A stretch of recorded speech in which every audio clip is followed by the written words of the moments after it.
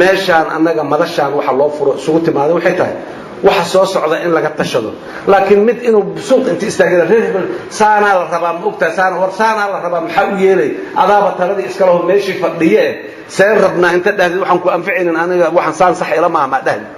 marka muqdishada hadda uu suldaanka ka qeylinayo iyo meelo kale ka sii fog kuwa fadhiya ay idin leeyahay halo telefonka halo ma ogtahay saasa la rabaa in la yeero bilaashad meesha u fadhidin korkiina laga shaxowa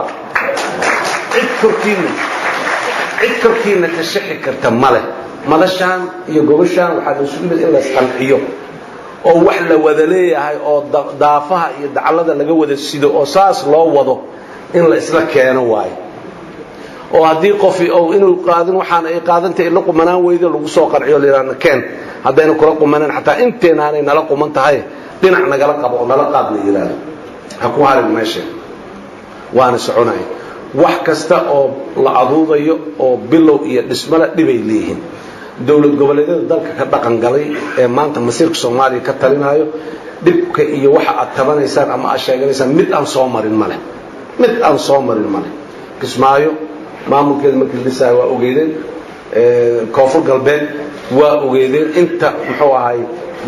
sano ay fadhiyeen odayaasheedu ay u dhabar adeegeen inay dhisaan maamulkaas galmudug sidoo kale waa ogeydeen inta maxaan ku raada xagga loo sii kala socday oo la waday intaas waa tagay maalin muxuu ahay mudaaharaad la igu sameeyay luga la gubo maalin musawirkayga xagga lagu gubo laakiin aniga waxa muhiimadda iyo hadafku yahay meesha in wax ka soo baxaan waana ka soo baxeen meelihii aan ka shaqeynay haddana shabeellada dhexe iyo hiiraan xasan sheekh rabo oo saan waayo maxaan ku raadayay 30 iyo dhowr 40 xildhibaan oo raba asigoo ka soo saarana asigoo codayso oo maxaan ku raadayay intay reer hebel kala rabaa reer hebelna waa u diidan yahay oo kan waxaas oo dhan wax ilaahay abuuro ku jira murashaxan ahay madaxweyne 275 xildhibaan oo baarlamaan oo maanta la garanaynin yaa ka mid noqonayaan ka mid noqon doonin yaa aniga codaynteeda ay jirtaa gobolka shabeellada dhexe hiiraan ma taalo gobolka shabeellada dhexe hiiraan waxay ku ooli kartaa markay tala inta gaaraan dad codeeyo ay meesha la yimaadeen meeshaas Soomaalida isugu tagayso oo gudoomiyaha baarlamaanka iyo ku-xigeenadiisa iyo madaxweynaha iyo adduunyada lagu dooranayo dad aad leedihiin markaad geysatiin markaas wallahi hiiraan iyo shabeellada dhexe isla jiraahay madaxweynaha codkaanay siiyeen ama codkaanay u diideen markaas la imaan kartaan maana hadda waxay ka nuugtaa mana naqaano cawada gabadha iyo wiilka baarlamaankaas ka mid noqon doona ee labadan gobol ka tirsan ma naqaano wax badan oo kamid ah gacantiina iyo caqligiina iyo ogaalkiina iyo rabitaankiina ay ku jirtaa adika wali muxuu ahayd dadkay ku jirtaa shalay hadii adika kaligiin aad la disaari jiray odayaashan waa moogtaa dhibka badan saanay yeelan intay ka laalaabteen reerkooda u wiiliyeen reerkii kale riixeen kan lidin dhihi jiray maanta mas'uuliyadaas in culeyskeeda la ka qaadan go'aan ku gaadhay dad kala sameeyay 135 oday baarlamaanka maanta waqtigiisa dhamaad noo keentay hadda waxaan dhahnay 14,000 oo qof oo Soomaaliya ka badan baarlamaanka iman doona keeni doonto odaga wax lagu eedeeyaan jiriba marka meel cad maradaada waa caddahay maanta shalay eed badan dacwo badan mid been ka sheego anuu la sheeg qaatay mid yira mid aanu ila dirsanaayo aabahay asaga col ahaa jiray mid baa wax iska sheeg jiray maanta dadkaas faraha badan oo Soomaaliyeed odayaasha aad u tihiin inaad isku soo abaabushiin isku soo duudinaa la dikaraba oo idraayeen adika ay igaarteedii gabdhayga inta ka baxa waajibkaas aan ku leeyahay waajibkiina guta sanduuq qarsoon oo qofka codka bixinaya asiga ilaahay og yihiin cid uu codeeyay asiga ilaaha og qof labaad oo la og ma jirto meesha soo ku rida marka qofka noocaas ah yaan aniga hadda aduuda ama sameeyna haday tahay waligeed dalka madaxu soo lahaa jiray baarlamaan waa la soo sameeyay jiray madaxweyne iyo ra'iisul wasaare iyo madax kale oo baarlamaan ay leeyihiin ayaga sameeysan kara waa la soo waayay hore uma dhicin maanta aniga marka waqti inaan isaga dhumiyo waxa ku fikir ama jiray mar raba aniga meesha san fadhiya maamulka inuu dhismaan raba doorashadu si sax ah inay u dhacdaan raba baarlamaanka markii la keenay markaas aniga aan ruuxleyn bilaabay ordkii inta ka horeyso rag badan meesha fadhiyo muxuu ahay madaxweyne muxuu ahay dowlad goboleedka ka rabo xildhibaanna ka rabo wasiir ka rabo hawsha maanta ragaasi u taala waxa ordka ku jira waa ragaas marka ayagana waa u duceynayna waxaan leenahay kii fiican dadka labadan gobol muxuu ahay mas'uul Allah uga dhigo inta fiicanna muxuu ahay mas'uuliyadooda dhammaan Allah u dhiibo haddaad inta laga dawaajiyay madashii hoggaanka qaran ee dalka kulankeedii sideedaad ayaa darad soo dhamaaday 7 jeer oo kala duwan isku timiday oo la fadhiistay 7 jeerbo go'aana la gaaray Soomaaliya oo dhan raad ku yeelanayo Soomaaliya oo dhan maanta iyo bariba raad ku yeelanayo labadan gobol looma fadhiyo madashaas meeshaas go'aanka lagu gaaray aniga waa run labadan gobol waa labadeedii gobol ka soo jeeday laakiin madaxweynaha jamhuuriyadda ah maalina banaadir aan u qaylina maalina muxuu ahay beesha shanaad iyo qaybo ka tirsan oo muxuu ahay dulman aan u qaylina meeshaas aan jiraanay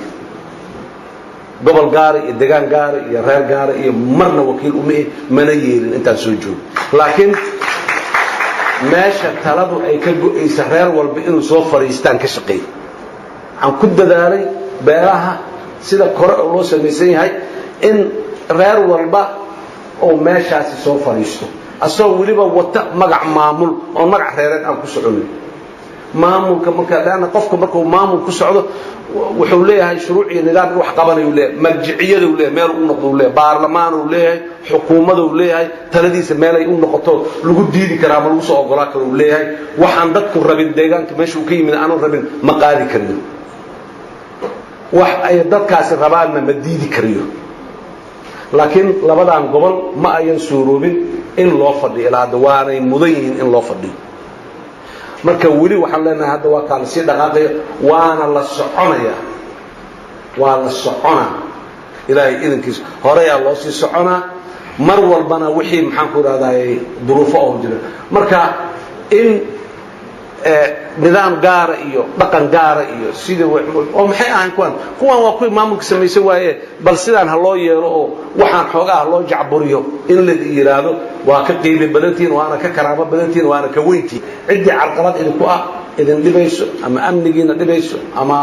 nabad ku deganaanshiina dhibayso ama nabadiid iyo balaayo inay idin dhax keento rabtana inaan gacanta ka qabano daano joog adiga ka joog inaan daano idinka celinana waa ku filanahay laakiin go'aan idima gaari karno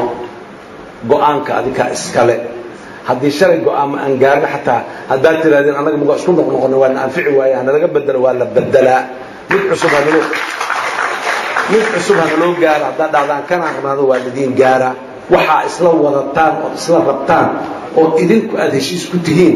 annagu meel uga leexan karamadaha waa yeelina haddii aad yeelaa taas marka intaas aan uga gudbaa waxaan idinka sugaayo waa xubin maxay gooji ama goojinina geela gugu dhalaya adiga ama daahda ama daahina federaalka ay sugaa inaad ka qayb gaashaan adii kale waa maqnaanaysan marka gooji ama goojina joogtaay garabkiina Allah galo taas marka intaas uga baxo waxaan rabaa inaan u soo noqdo shabeellada hiiraan in badana madasho ay ka hadasho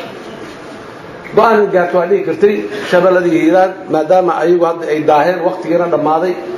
nin la yiraahdo cali iyo gabadh la yiraahdo caasha madax u ah dastuurkoodu waa sidaas nidaamkoodu waa saas goboleedyada jira mid kamid ah dastuurkooda inta la soo qaado magacooda inta laga bedelo magac cusub ku qoraya dastuurkiina waa kala hor u socda laakiin marna la isku ma soo qaadin isku mana dayin mar walba waxay ahayd dhiirigelin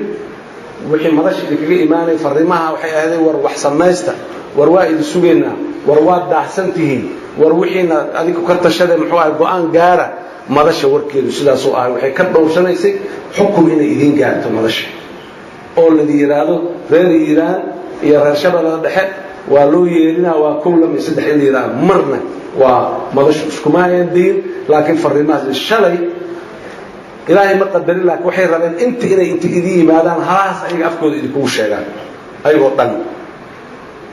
inta idin yimaadeen inay idin sheegaan Iiraan anaga waxaan idinka rajaynaynaa waana idin ducnaa waxaan nooga tashanaysa walaalayaal wax sameeysta walaalayaal waa idin sugeynaa imaada dib u dhaca dhaafa